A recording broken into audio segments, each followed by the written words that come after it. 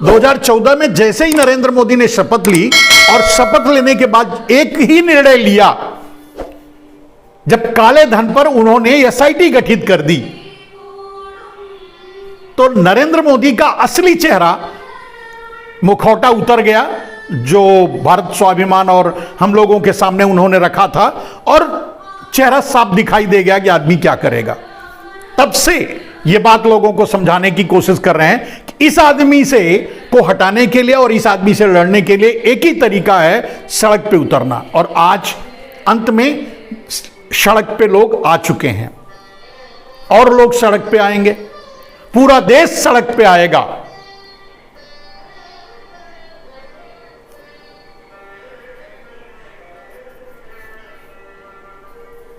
यह अलग बात है, गोदी मीडिया आपको पाकिस्तान की भूखमरी दिखाएगी,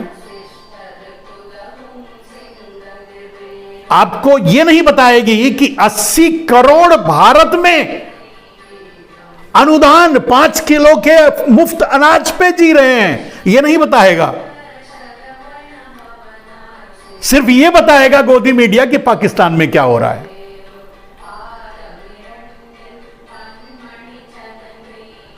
और यह भी नहीं बताएगा कि श्रीलंका का हाल यह क्यों हुआ।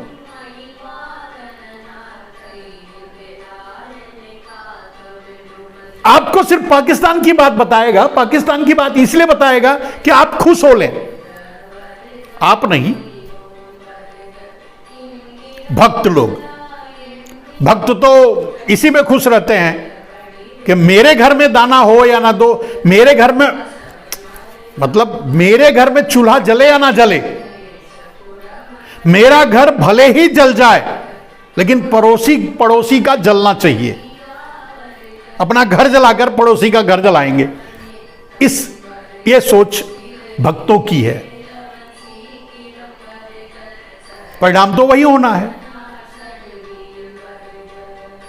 तो मेरे दोस्तों, फाइनली मेरे कहने का अर्थ यह है कि आपके पास इस पांडवों और कौरवों के युद्ध में तटस्थ रहने के लिए कोई जगह नहीं है, तटस्थता के लिए कोई जगह नहीं है। आपको एक पक्ष से युद्ध लड़ना ही पड़ेगा, आप निष्पक्ष नहीं रह सकते।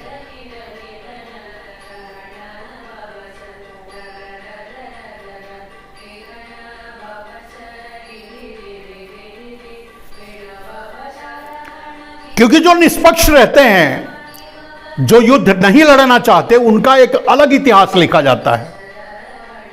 और क्या लिखा जाता है इतिहास में, आप अच्छी तरह जानते हैं। युद्ध में हार होगी, युद्ध में जीत होगी, जो भी होगा होगा। आप चाहें तो कौरवों की तरफ से लड़ सकते हैं। वीर वो भी थे जो रावण की तरफ से लड़े थे, वीर वो भी थे जो कौरवों की तरफ से लड़े थे, वीर वो भी थे जो कंस के साथ खड़े थे, वीर वो भी हैं माने जाएंगे जो आज कौरवों की तरफ से, आधुनिक कौरवों की तरफ से खड़े हैं। तो आप या तो आधुनिक कौरवों के साथ खड़े हो जाइए और या तो पांडवों का साथ दीजिए, उसके विरोध में सामने आइए। निष्पक्ष नहीं रह सकते, मैं आपको कह रहा हूं। मैं अपने आप को तो मैं यही कर सकता हूं, आपको कह सकता हूं, मैं कुछ नहीं कर सकता।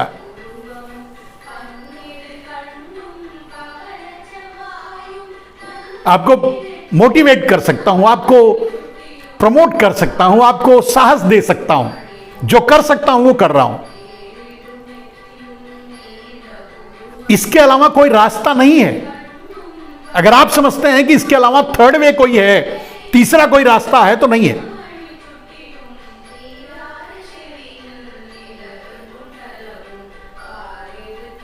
मेरे दोस्त,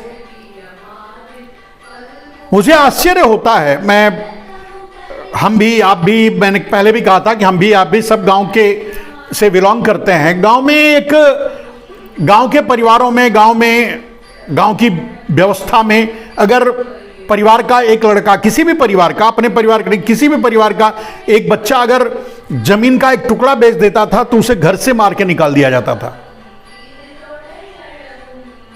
उसे आवारा घोषित कर दिया जाता था। पूरा गांव, पूरा समाज उसका बहिष्कार करने लगता था, कोई उसके साथ नहीं खड़ा होता था। लेकिन आज कुछ परिस्थिति बदली सी है। बेचने वाले के पास पैसा है, वो देश बेच रहा है, इसके लिए उसके पास पैसा है, तो लोग उसके साथ खड़े हो जा रहे हैं उस पैसे की लालच में कि कुछ वहां से गिरेगा तो हमें मिल जाएगा। क्यों?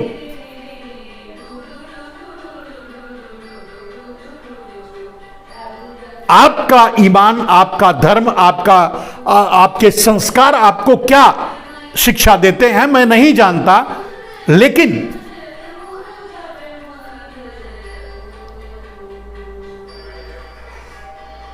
बेचने की व्यवस्था, अपना घर बेच दो, परिवार की संपत्ति बेच दो, मां बाप ने, दादाओं ने जो बनाया उसे बेच दो। अगर बेचने को विकास कहते हैं, यह पहली बार मतलब इसे संपादित किया जा रहा है। बहुत सी चीजों ने, बहुत सी चीजें नरेंद्र मोदी ने स्थापित किया है, जैसे झूठ को मान्यता दिलाई। आप जो चाहो झूठ बोल दो और जितना चाहो बोल दो, कोई फर्क नहीं पड़ेगा।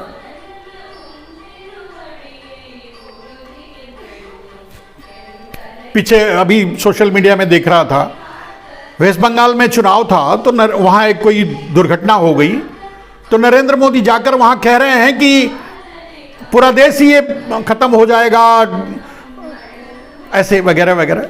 लेकिन जब गुजरात में दुर्घटना हुई और ठीक चुनाव से पहले उस पर सांस ही नहीं लिए।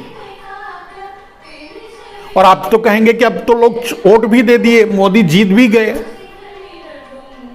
कोई जीत उत नहीं गए। किस तरह से जीते आप भी जानते हैं, हम भी जानते हैं। कौरव इतने जल्दी नहीं हार गए थे। कौरवों को हराने के लिए बहुत दिनों तक युद्ध लड़ा गया था, बहुत दिनों तक युद्ध चला था। एक दिन में थोड़ी हार गए थे।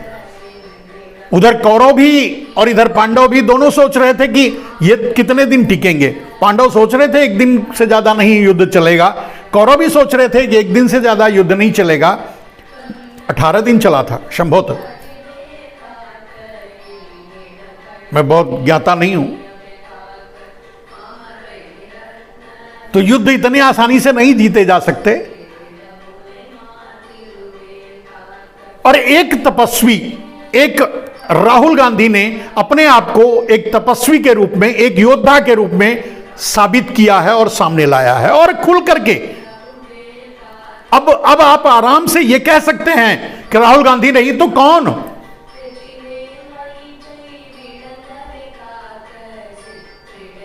अब राहुल गांधी के सर पे इतनी उज्जवल पगड़ियां बंधी हुई हैं उनके कर्मों की, उनके मतलब वक्तव्यों की, कि अब उनके सामने मोदी टिक नहीं सकेंगे। बशर्ते आपको साथ देना है, आपको आगे आना है, आपको तटस्थ नहीं रहना है।